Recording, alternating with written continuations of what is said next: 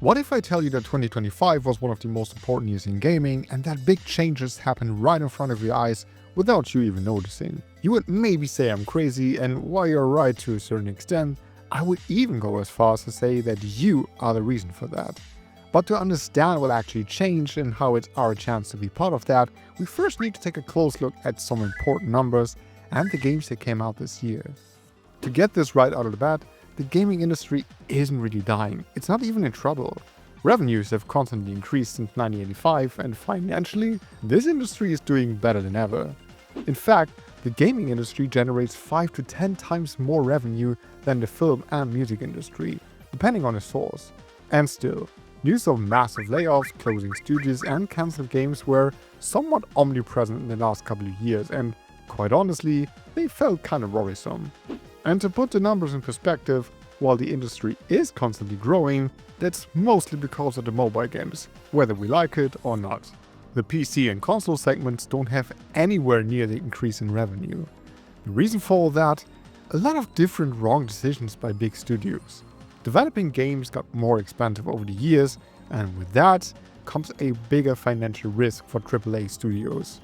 Luckily, there's a pretty simple explanation for that and an equally simple solution, which we will get into in a minute. If we look at the releases in 2025, and be honest here, there was no AAA game that really made an impact, except maybe Donkey Kong Bonanza.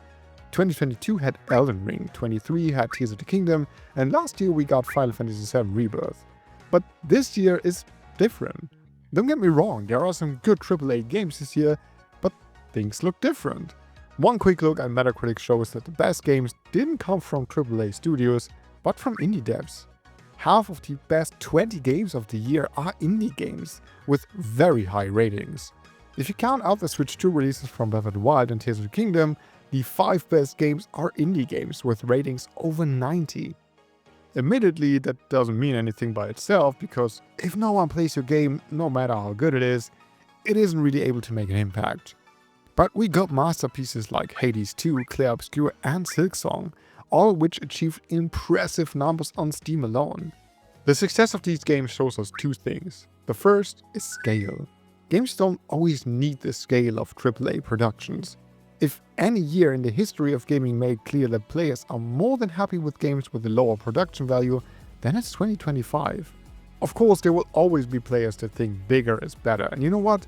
That's absolutely fine. Big AAA games have every right to exist. I mean, hell, I love playing them too, don't get me wrong. My point is that AAA studios can't avoid analyzing the success of games like this anymore. I think it's vital to their existence. Maybe not as vital as hitting that funny subscribe button is to you, but you get my point. Let's look at Square Enix as an example. In 2023, they released the long-awaited and fantastic Final Fantasy XVI. I thought it was great, but even serious veterans looked at it and decided to skip it. The result?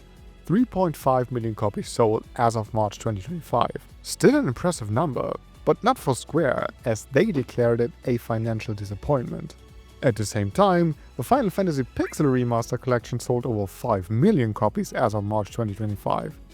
I know that nostalgia plays a big part here and the fact that players know what they get, but I think my point is still valid. People don't care nearly as much about a big scale, high production value or the best graphics as AAA studios believe we do.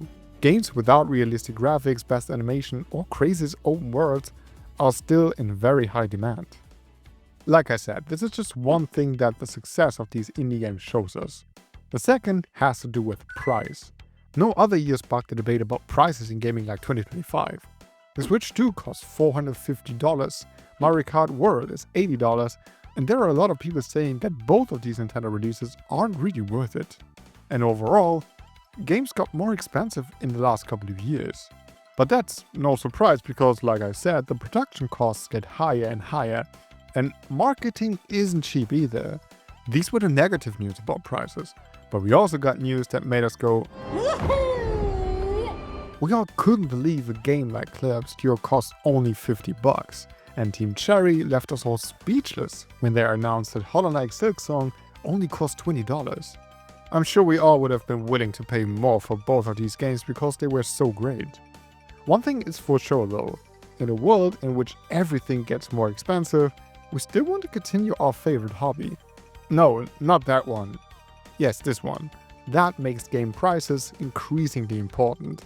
And I bet there are a lot of people that decided to rather buy Silksong, Blueprints and Peak than Assassin's Creed Shadows, because for the same money you get more chances of games you like. It's easy as that. Now back to the solution I talked about in the beginning of the video. If we take all of what I said into consideration, one thing gets very clear. Games have to be good. They don't have to be elaborate. A game that costs a lot of money to make isn't better than one with low development costs just because it was expensive. Look, I love Clear Obscure and I love FF7 Rebirth, but is Rebirth, I don't know, 20 times better than Clear Obscure because it costs 20 times more? No, of course not. So my solution, and I really wish this happened, AAA studios need to develop games with a smaller scale. We need big developers we know for their AAA titles to create AA games, or even games that could be considered indie games by looking at them. That will mean two things. First, lower production costs and therefore a lower financial risk. Who wouldn't love to play a 2D Metroidvania by CD Projekt Red in the world of Cyberpunk 2077? Or a Final Fantasy Hades-style spin-off, I don't know. To be fair, Square Enix seems to put their effort in exactly that, expanding their games in the sense of scale and production costs. Games like Octopath Traveler, Harvestella and the upcoming Adventures of Elliot are small productions compared to Final Fantasy XVI or 7 Rebirth. Great, I want more of that, but I want this for their big brands like Dragon Quest and Final Fantasy as well. The other advantage for big studios that results from the advantage of a lower financial risk: more creative freedom. Expensively produced games tend to not take any risk when it comes to the market or what devs think players expect from it. They are designed to be liked by as many players as possible. When developing an expensive game like Final Fantasy XVI, devs have to take into consideration how many copies they sell, and that has a direct influence on how the game is designed. Graphics, mechanics, level design, everything has to be liked by a lot of people in order to sell it well. I mean, I know that every dev and studio has to take this into consideration to some degree.